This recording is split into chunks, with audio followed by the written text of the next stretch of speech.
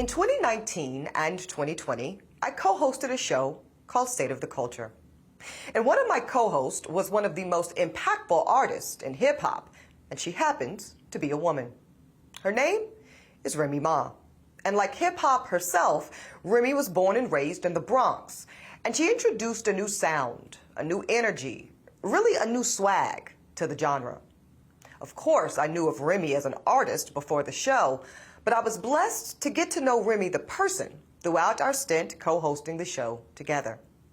Now, I learned a lot about hip-hop during my time on the show. And yes, another one of our co-hosts had a brief career in the industry. But it was from Remy Ma that I really learned the power of the pen and how it shows up in the game of hip-hop. I heard this woman share story after story about how she was barely in her teenage years when Big Pun and eventually Fat Joe heard her flow, saw her gift, and nurtured it so that she could become the hip-hop and cultural force that she is today. And under Remy's stories, there was always a bit of subtext. Yes, she's completely talented, but you also heard her persistent work ethic, her tenacious vision, and really her revolutionary spirit as a black woman in hip-hop generally, but also in Terror Squad in particular. She simply would not be denied. And like many in hip-hop, Remy eventually found herself on the wrong side of the law. And it took many years away from her, her family, and her ability to share her gift with the culture at large. But I'm personally extremely proud of how Remy chose to come out of that situation and not just bounce back, but really ascend higher. In recent years, Remy has starred in network television shows, she's guest hosted nationally syndicated talk shows, and she has produced and hosted true crime projects on various networks. That is the power of a woman determined, and it's also the power of hip-hop.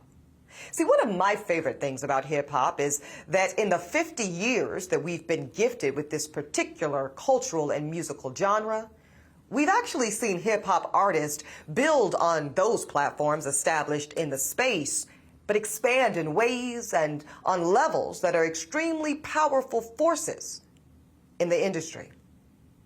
God and the culture has always had a plan for that, which is why today we've got titans of industry like Queen Latifah, Ice Cube, LL Cool J, Will Smith, 50 Cent, Master P, Eve, and far too many others to name. So yes, it brings me great joy to see my friend, Remy Ma, follow in this tremendous legacy of hip-hop artists that now dominate the entire entertainment industry.